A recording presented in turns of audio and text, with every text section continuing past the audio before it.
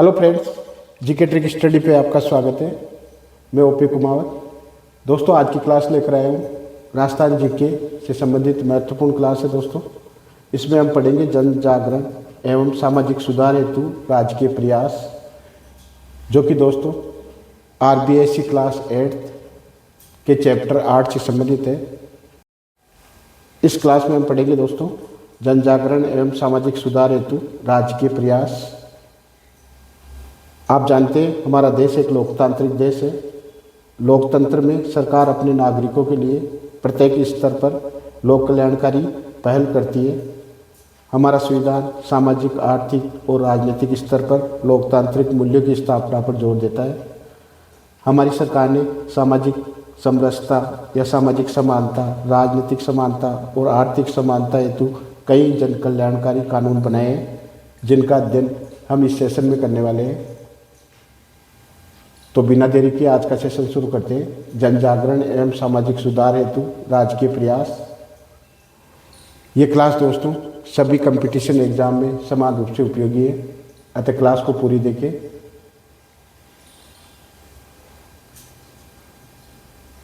देखते हैं भूदान आंदोलन एवं सामाजिक सुधार। भूदान आंदोलन की बात करें तो भूदान आंदोलन के जन्मदाता किसे कहते हैं दोस्तों? विनोबा भावे को। भूदान आंदोलन कब शुरू हुआ बात करें तो इसकी शुरुआत हुई दोस्तों 18 अप्रैल 1951। किसके द्वारा? विनोबा भावे द्वारा।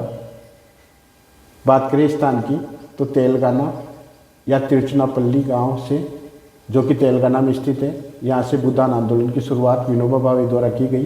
तो ये कब की गई दोस्तों? तो 18 अप्रैल 1951 को। भूदान आंदोलन के जन्मदाता कौन है? विनोबा भावे। विनोबा भावे ने दोस्तों तेलंगाना या तिरुचनापल्ली गांव से, तेलंगाना में है, यहाँ से दोस्तों भूदान आंदोलन की शुरुआत की। तो कब की शुरुआत? तो 18 अप्रैल 1951 को। बात करें दोस्तों भूदान आंदोलन के उद्देश्य की, तो भूदान आंदोलन का उद्देश्य क्या है? बात करें भूदान आंदोलन के उद्देश्यों की दोस्तों, तो भूदान आंदोलन का प्रमुख उद्देश्य क्या है? जमीनी स्वामित्व की विषमता को दूर करना। जमीनी स्वामित्व की विषमता को दूर करना इसका प्रमुख उद्देश्य है भूदान आंदोलन का। बात करें भूदान आंदोलन की तो भूदान आंदोलन का प्रमुख उद्देश्य क्या था? जमीनी स्वामित्व की विषमता को दूर करना। विनोबा भावे इन्होंने दोस्तों भूस्वामियों से कुल जमीन का 6वां हिस्सा दान करने की अपील की। नेक्स्ट देखें, भूदान से प्राप्त जमीन का 1/3 भाग इसका प्रयोग या इसका यूज कहाँ किया जाता था? समाज में, समाज के जो वंचित वर्ग और आदिवासी भूमिहीनों को दिया जाता था। ये जमीन किसे दी जाती थी दोस्तों? भूदान से प्राप्त जमीन का 1/3 भाग किसे दिया जाता था? समाज के वंचित वर्गों को या आदिवासी भूमिहीन किसानों को ये जमीन दी जाती थी। भूदान से प्राप्त जमीन इसका 1/3 भाग किसे दिया जाता था? समाज के वंचित वर्ग और आदिवासी भूमिहीनों किसानों को। राजस्थान में बात करें दोस्तों तो राजस्थान में भूदान आंदोलन कहाँ से प्रारंभ किया गया? तो आपका राइट आंसर होना चाहिए दोस्तों नागौर जिले से। इंपॉर्टेंट क्वेश्चन बन सकता है।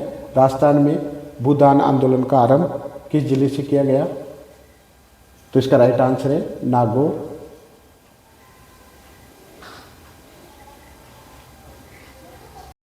राज्य सरकार ने दोस्तों बात करें राज्य सरकार तो राज्य सरकार ने ग्रामदान अधिनियम ये कब पारित किया? तो 1971 में राज्य सरकार ने ग्रामदान अधिनियम 1971 ये पारित किया।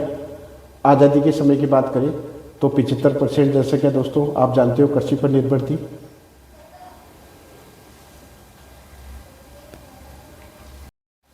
दोस्तों भूमिदान से प्राप्त जमीन का 1/3 भाग समाज के वंचित वर्ग और आदिवासी भूमिहीन किसानों को दिया जाता था। राजस्थान में भूमि या भूदान आंदोलन का प्रारंभ ये नागौर जिले से माना जाता है। राजस्थान में भूदान आंदोलन का प्रारंभ कहाँ से हुआ? तो नागौर जिले से। बात करें दोस्तों तो राज्य सरकार ने ग्रामदान अधिनियम ये कब पारित किया? 1971 में। भूमि विवादों के समाधान के लिए राज्य सरकार ने कई कानून बनाए जिनका हम आगे अध्ययन करने वाले हैं। उनमें आता है, सबसे पहले आता है दोस्तों राजस्थान काश्तकारी अधिनियम। राजस्थान काश्तकारी अधिनियम ये 1971 में पारित हुआ। राजस्थान भू राजस्व अधिनियम की बात करें, ये कब लागू हुआ दोस्तों? तो 1956 में। भूमि विवादों के समाधान के लिए राज्य सरकार ने जो कानून बनाए उनमें इंपोर्टेंट कौन कौन से हैं दोस्तों? सबसे पहले आता है राजस्थान काश्तकारी अधिनियम जो कि 71 में बना, जबकि राजस्थान भू राजस्व अधिनियम की बात करें तो ये कब बना? 1956 में। अब नेक्स्ट चलते हैं दोस्तों, नेक्स्ट है अस्पृश्यता उन्मूलन। अस्पृश्यता उन्मूलन की बात करें तो जातिगत भेदभाव और असमानता को दूर करने के लिए ये महत्वपूर्ण प्रयास था, अस्पृश्यता उन्मूलन कार्यक्रम या अभियान। अस्पृश्यता उन्मूलन, इसके लिए कई समाज सुधारकों ने अपना प्रयास किया अस्पृश्यता उन्मूलन के लिए। उनमें आते हैं, सबसे पहले आते हैं दोस्तों राजा राम मोहन राय, महात्मा गांधी, दयानंद सरस्वती, गोविंद गुरु, मामा बालेश्वर और हरिभाऊ उपाध्याय। इन्होंने अस्पृश्यता उन्मूलन के लिए महत्वपूर्ण प्रयास किए। अस्पृश्यता उन्मूलन, इसके लिए कई समाज सुधारकों ने अपना प्रयास किया अस्पृश्यता उन्मूलन के लिए। उनमें आते हैं, सबसे पहले आते हैं दोस्तों राजा राम मोहन राय, महात्मा गांधी, दयानंद सरस्वती, गोविंद गुरु, मामा बालेश्वर और हरिभाऊ उपाध्याय। इन्होंने अस्पृश्यता उन्मूलन के लिए महत्वपूर्ण प्रयास किए। नेक्स्ट देखिए दोस्तों समानता। समानता ये लोकतंत्र का आधार होती है दोस्तों। समानता क्या है? लोकतंत्र का आधार। प्रत्येक नागरिक कानून के समक्ष समान माना जाता है, सभी को कानून का समान संरक्षण प्राप्त है। किस अनुच्छेद में छुआछूत और अस्पृश्यता को दंडनीय अपराध घोषित किया गया है? इंपॉर्टेंट क्वेश्चन बन सकता है दोस्तों, किस अनुच्छेद में छुआछूत और अस्पृश्यता को दंडनीय अपराध घोषित किया गया है? तो इसका राइट आंसर क्या है दोस्तों? अनुच्छेद 17। इसका राइट आंसर क्या है दोस्तों? अनुच्छेद 17। अनुच्छेद 17 में छुआछूत और अस्पृश्यता को दंडनीय अपराध घोषित किया गया है। नेक्स्ट देखते हैं, भारत सरकार ने अस्पृश्यता उन्मूलन के लिए भारत सरकार ने नागरिक अधिकार संरक्षण अधिनियम कब पारित किया या कब लागू किया? तो 1955 में। भारत सरकार ने अस्पृश्यता उन्मूलन के लिए नागरिक अधिकार संरक्षण अधिनियम ये कब लागू किया दोस्तों? तो 1955। इसका राइट आंसर क्या है? 1955। इंपोर्टेंट क्वेश्चन बन सकता है दोस्तों एग्जाम में। तो हमने देखा दोस्तों समानता क्या है? ये लोकतंत्र का आधार है। प्रत्येक नागरिक कानून के समक्ष समान माना जाता है, सभी को कानून का समान संरक्षण प्राप्त है। साथ ही हमने देखा किस अनुच्छेद में छुआछूत और अस्पृश्यता को दंडनीय अपराध घोषित किया गया है? तो इसका राइट आंसर है अनुच्छेद 17। हमने बात की दोस्तों नागरिक अधिकार संरक्षण अधिनियम। तो भारत सरकार ने अस्पृश्यता उन्मूलन के लिए नागरिक अधिकार संरक्षण अधिनियम कब पारित किया या कब लागू किया? तो 1955 में। नेक्स्ट देखिए दोस्तों अनुसूचित जाति जनजाति अत्याचार निरोधक कानून ये कब लागू हुआ? तो 1989 में। अनुसूचित जाति और जनजाति अत्याचार निरोधक कानून ये कब लागू किया गया? 1989 में। इसका उद्देश्य क्या था दोस्तों? दलितों के आर्थिक अधिकारों का संरक्षण देना। दलितों के आर्थिक अधिकारों को संरक्षण देना इसका प्रमुख उद्देश्य था। अनुसूचित जाति और जनजाति अत्याचार निरोधक कानून जो कि कब लागू हुआ दोस्तों? 1989 में।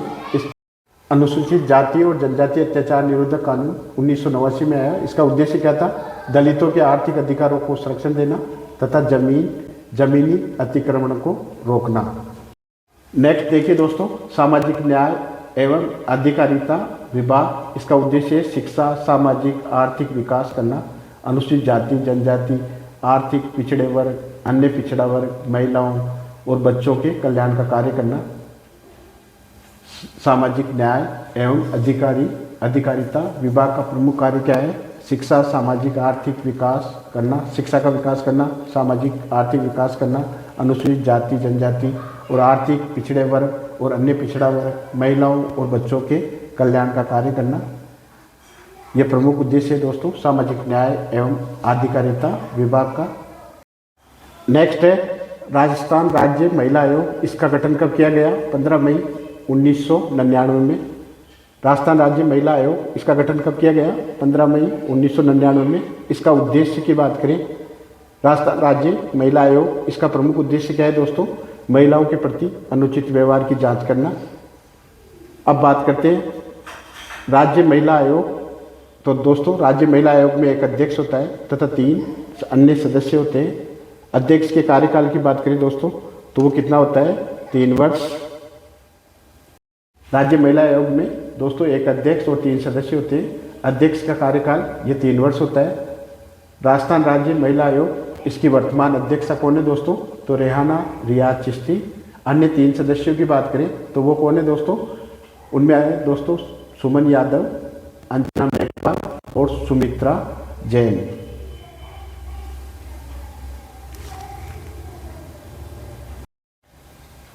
राजस्थान राज्य महिला आयोग, इसमें दोस्तों 3 सदस्य कौन कौन है? तो सुमन यादव, अंजना मेघवाल और सुमित्रा जैन। अब नेक्स्ट देखते हैं महिला घरेलू हिंसा निरोधक अधिनियम, ये 2005 में बना। सब नेक्स्ट प्रयास है राज्य सरकार का महिला घरेलू हिंसा निरोधक अधिनियम। ये कब बना दोस्तों? 2005 में। इंपॉर्टेंट क्वेश्चन बन सकता है। अन्य प्रयासों की बात करें तो बेटी बचाओ बेटी पढ़ाओ, ये अभियान कब चलाया गया? 2015 में। दहेज निरोधक अधिनियम, ये कब बना दोस्तों? 1961 में। बाल विवाह निषेध अधिनियम, ये कब बना दोस्तों? 1925 में। जबकि इसमें संशोधन कब हुआ? 1986 और 2006 में। अन्य प्रयासों की बात करें तो बेटी बचाओ बेटी पढ़ाओ, ये अभियान कब चलाया गया? 2015 में। दहेज निरोधक अधिनियम, ये कब बना दोस्तों? 1961 में। बाल विवाह निषेध अधिनियम, ये कब बना दोस्तों? 1925 में। जबकि इसमें संशोधन कब हुआ? 1986 और 2006 में। नेक्स्ट देखिए सूचना का अधिकार अधिनियम, ये 2005 में आया। बात करें निःशुल्क और अनिवार्य बाल शिक्षा का अधिकार अधिनियम, ये दोस्तों कब बना? 2010 में। और ये लागू कब हुआ? 1 अप्रैल 2011 को। इसका उद्देश्य क्या है दोस्तों? 6 से 14 आयु के बच्चों को निःशुल्क एवं अनिवार्य प्रारंभिक शिक्षा देना। इसमें कोई बच्चा शिक्षा से वंचित ना रहे, इसका प्रमुख उद्देश्य है। निजी स्कूलों में कमजोर और पिछड़े वर्ग के बच्चों के लिए दोस्तों यहाँ 25% सीटें आरक्षित है।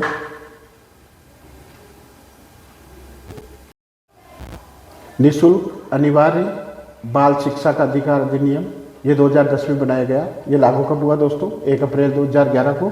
इसका उद्देश्य क्या था? 6 से 14 आयु के बच्चों को निःशुल्क एवं अनिवार्य प्रारंभिक शिक्षा देना। इससे कोई बच्चा शिक्षा से वंचित ना रहे, इसका प्रमुख उद्देश्य था। प्रारंभिक शिक्षा से तात्पर्य कक्षा 1 से 8 तक के सभी बच्चों को निःशुल्क एवं अनिवार्य प्रारंभिक शिक्षा उपलब्ध कराना।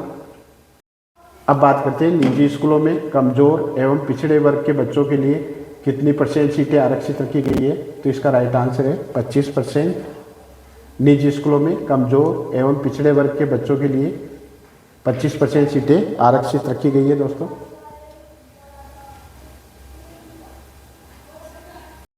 तो दोस्तों ये थी राजस्थान जीके की महत्वपूर्ण क्लास जन जागरण एवं सामाजिक सुधार हेतु राज्य के प्रयास से संबंधित।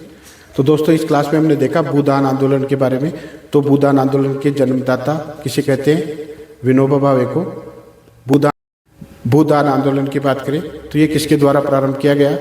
तो विनोबा भावे के द्वारा 18 अप्रैल 1951 को तेलंगाना या तिरुचनापल्ली गांव तेलंगाना में। दोस्तों बात करें भूदान आंदोलन के उद्देश्य की, हमने बात की भूदान आंदोलन के उद्देश्य की। तो इसका प्रमुख उद्देश्य क्या था?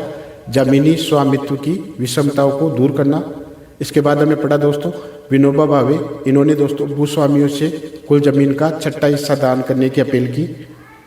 इसके बाद देखा हमने कि भूदान आंदोलन से प्राप्त जमीन का 1/3 हिस्सा ये किसे दिया जाता था? समाज के वंचित वर्ग और आदिवासी भूमिहीन किसानों को।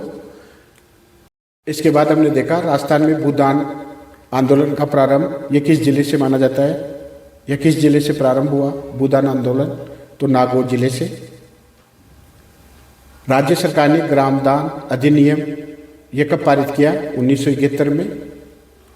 इसके बाद हमने पढ़ा भूमि विवादों के समाधान के लिए राज्य सरकार ने जो कानून बनाए उनमें प्रमुख आता है दोस्तों राजस्थान काश्तकारी अधिनियम, जो कि 1971 में लागू हुआ, जबकि राजस्थान भू राजस्व अधिनियम ये 1956 में बना दोस्तों।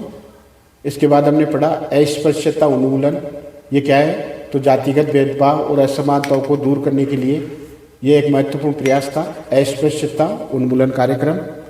आप जानते हो दोस्तों कई समाज सुधारकों ने अस्पृश्यता उन्मूलन के लिए प्रयास किया, उनमें आते हैं राजा राम मोहन राय, महात्मा गांधी, दयानंद सरस्वती, गोविंद गुरु, मामा बालेश्वर और हरिभाऊ उपाध्याय।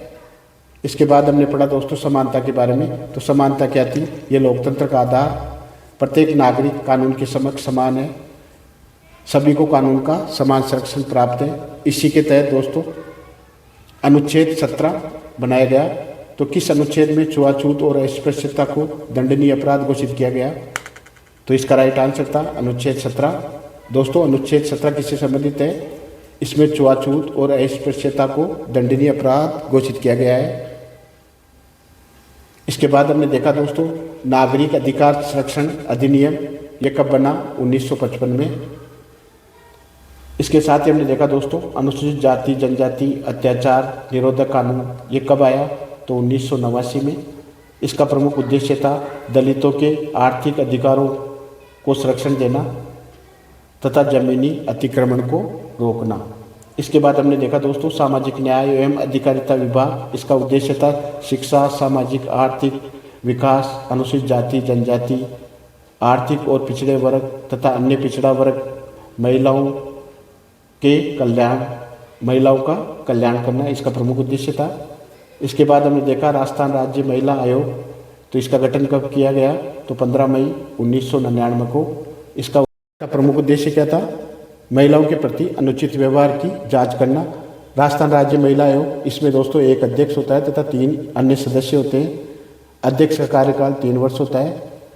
राजस्थान राज्य महिला आयोग, इसकी वर्तमान अध्यक्षा कौन है, इंपोर्टेंट क्वेश्चन आ सकता है दोस्तों करंट जीके का। राजस्थान राज्य महिला आयोग की वर्तमान अध्यक्षा रेहाना रियाज चिश्ती है दोस्तों। अन्य सदस्यों की बात करें तो उनमें दोस्तों सुमन यादव, अंजना मेघवाल और सुमित्रा जैन। बात करें महिला घरेलू हिंसा निरोधक अधिनियम की, तो ये कब आया, 2005 में। सबला योजना, बेटी बचाओ बेटी पढ़ाओ अभियान, इसी की एक पहल है दोस्तों। इसके बाद हमने देखा सूचना का अधिकार अधिनियम, ये 2005 में आया। निःशुल्क एवं अनिवार्य बाल शिक्षा का अधिकार अधिनियम, ये दोस्तों 2010 में बनाया गया।